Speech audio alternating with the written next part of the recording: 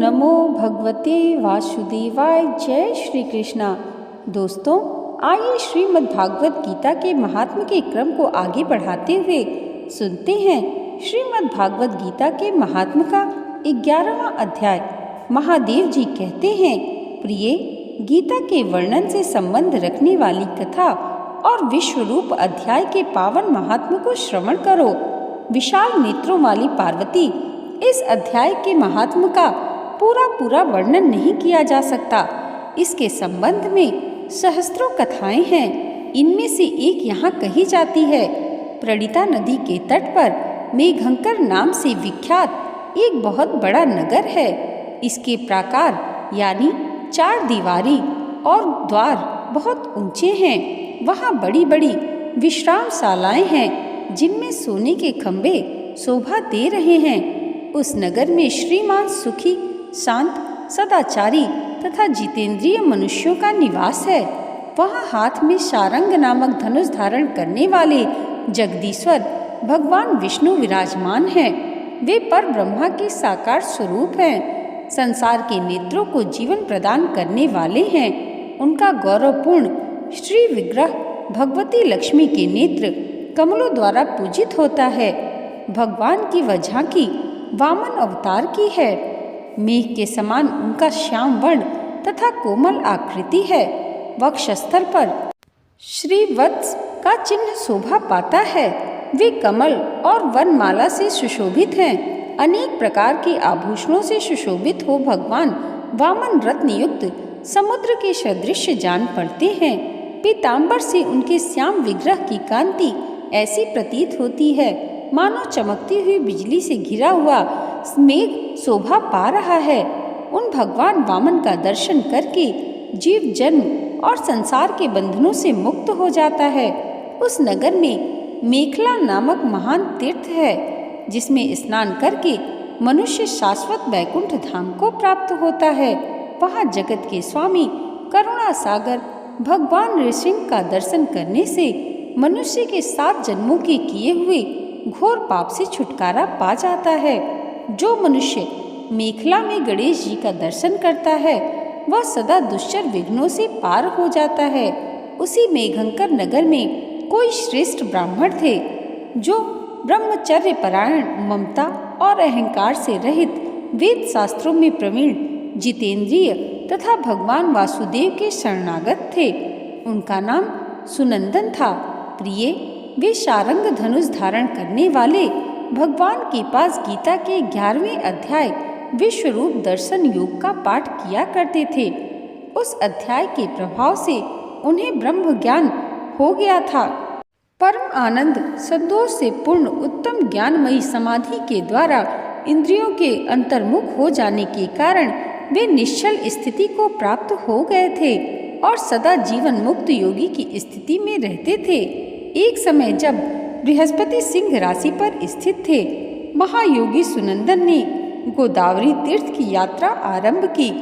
वे क्रमशः विरज तीर्थ, तारा तीर्थ, कपिला संगम, अष्ट तीर्थ, कपिला द्वार, नृसिंह वन, अंबिकापुरी तथा कर स्थानपुर आदि क्षेत्रों में स्नान और दर्शन करते हुए विवाद मंडप नामक नगर में आए।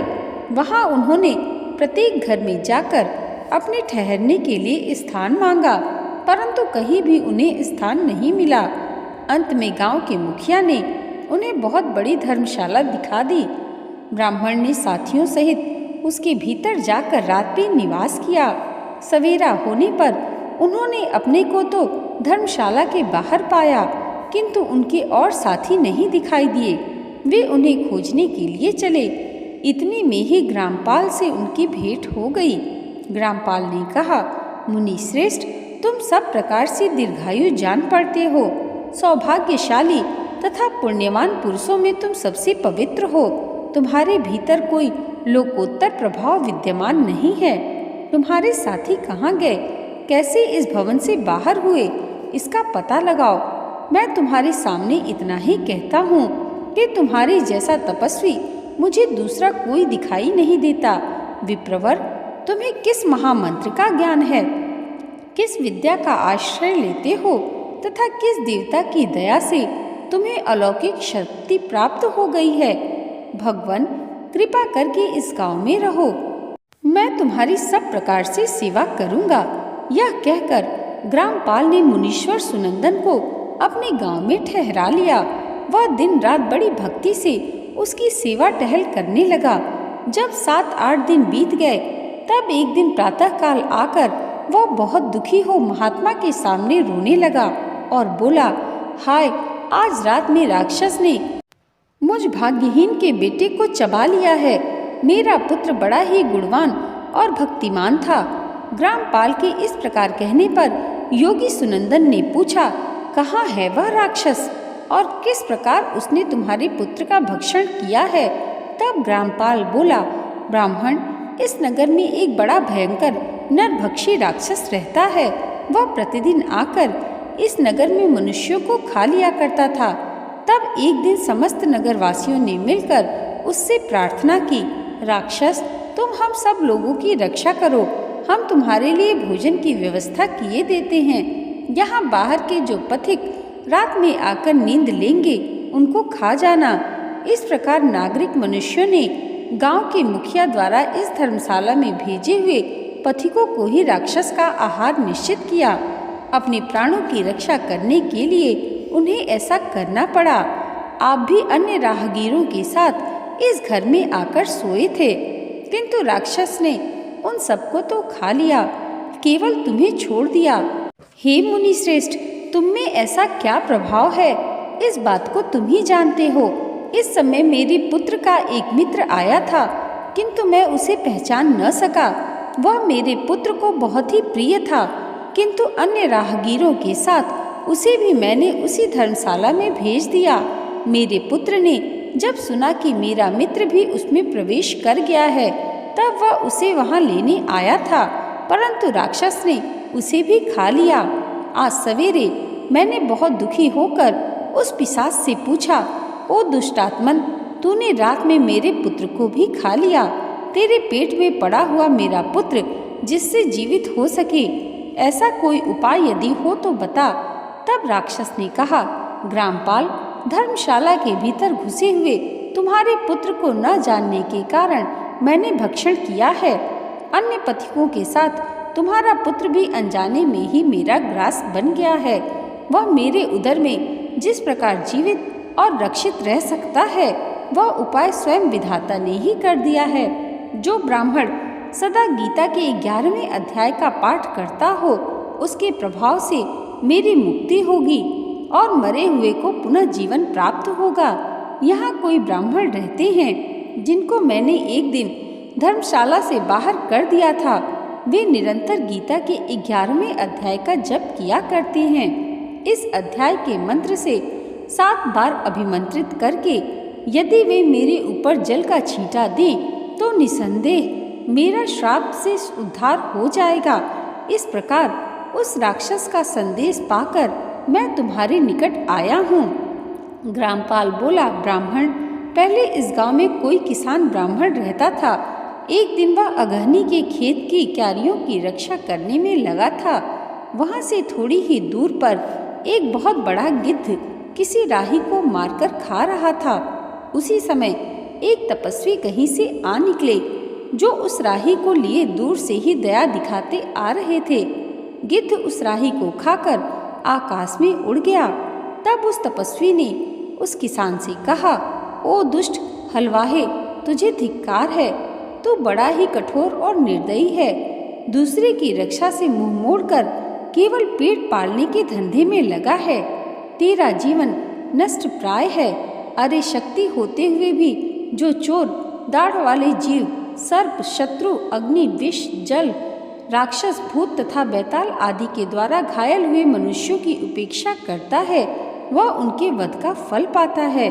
जो शक्तिशाली होकर भी चोर आदि के चंगुल में फंसे हुए ब्राह्मण को छुड़ाने की चेष्टा नहीं करता, वह घोर नरक में पड़ता है और पुनः भेड़िए की योनि में जन्म लेता है।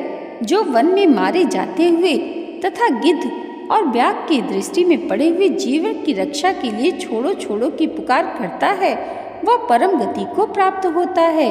जो मनुष्य गौओं की रक्षा के लिए बाघ, भील और दुष्ट राजाओं के हाथ से मारे जाते हैं, वे भगवान विष्णु के परम पद को प्राप्त होते हैं, जो योगियों के लिए भी दुर्लभ है। सहस्त्र अश्वमेध और 100 वाजपेयी यज्ञ मिलकर शरणागत रक्षा की 16वीं कला के बराबर भी नहीं हो सकते। दीन तथा भयभीत जीव की उपेक्षा करने से पुण्यवान पुरुष भी समय आने पर कुंभीपाक नामक नरक में पकाया जाता है। तूने दुष्ट गिद्ध के द्वारा खाए जाते हुए राही को देखकर उसे बचाने में समर्थ होते हुए भी जो उसकी रक्षा नहीं की, इससे तू निर्दयी जान पड़ता है, अतः तू राक्षस हो जा। हलवाहा बोला, महात्मन, मैं यहाँ उपस्थित अवश्य था, किंतु मेरे नेत्र बहुत देर से खेत की रक्षा में लगे थे, अतः पास होने पर भी गिद्ध के द्वारा मारे जाते हुए इस मनुष्य को मैं नहीं जान सका, अतः मुझ दीन पर आपको अनुग्रह करना चाहिए। तपस्वी ब्राह्मण ने कहा, जो प्रतिदिन गीता के 11वें अध्याय का जप करता है, उस मनुष्य के द्वारा अभिमंत्रित जल जब तुम्हारे मस्तक पर पड़ेगा, उस समय तुम्हें शाप से छुटकारा मिल जाएगा। यह कहकर तपस्वी ब्राह्मण चले गए और वह हलवाहा राक्षस हो गया। अतः द्विजश्रेष्ठ, तुम चलो और 11वें अध्याय से तीर्थ के जल को अभिमंत्रित करो, फिर अपने ही हाथ से उस राक्षस के मस्तक पर उसे छिड़क दो। ग्रामपाल की यह सारी प्रार्थना सुनकर ब्राह्मण के हृदय में करुणा भर आई। वे बहुत अच्छा कहकर उसके साथ राक्षस के निकट गए। वे ब्राह्मण योगी थे। उन्होंने विश्वरूप दर्शन नामक 11वें अध्याय से जल अभिमंत्रित करके उस राक्षस के मस्तक पर डाला। गीता के 11वें अध्याय के प्रभाव से वह शाप से मुक्त हो गया। उसने राक्षस देह का परित्याग करके चतुर्भुज रूप धारण कर लिया तथा उसने जिन सहस्त्रों प्राणियों का भक्षण किया था, वे भी शंख, चक्र और गदा धारण किए हुए चतुर्भुज रूप हो गए। तत्पश्चात वे सभी विमान पर आरूढ़ हुए। इतने में ही ग्रामपाल ने राक्षस से कहा, निशाचर, मेरा पुत्र कौन है, उसे दिखाओ।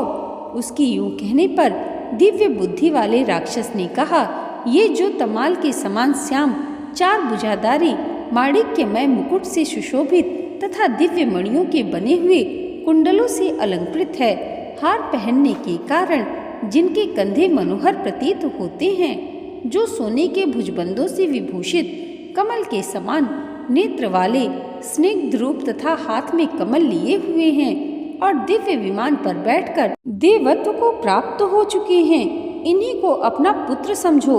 यह सुनकर ग्रामपाल ने उसी रूप में अपने पुत्र को देखा और उसे अपने घर ले जाना चाहा। यह देख उसका पुत्र हंस पड़ा और इस प्रकार कहने लगा, ग्रामपाल, कई बार तुम भी मेरे पुत्र हो चुके हो। पहले मैं तुम्हारा पुत्र था, किंतु अब देवता हो गया हूँ। इन ब्राह्मण देवता के प्रसाद से बैकुंठ धाम को जाऊंगा। देखो, यह निशाचर भी चतुर्भुज रूप को प्राप्त हो गया। 11वें अध्याय के महात्म से यह सब लोगों के साथ श्री विष्णु धाम को जा रहा है। अतः तुम भी इन ब्राह्मण देव से गीता के 11वें अध्याय का अध्ययन करो और निरंतर उसका जप करते रहो। इसमें संदेह नहीं कि तुम्हारी भी ऐसी ही उत्तम गति होगी।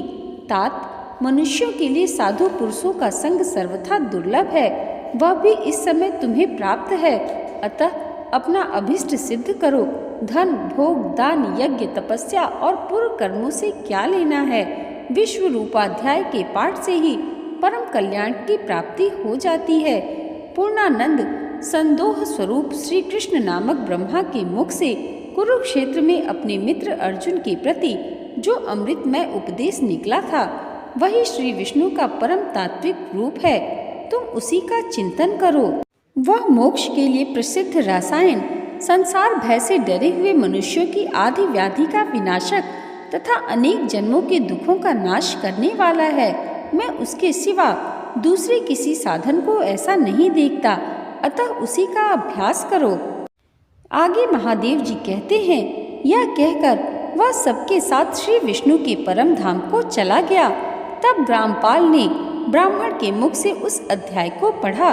फिर वे दोनों ही उसके महात्म से विष्णु धाम को चले गए।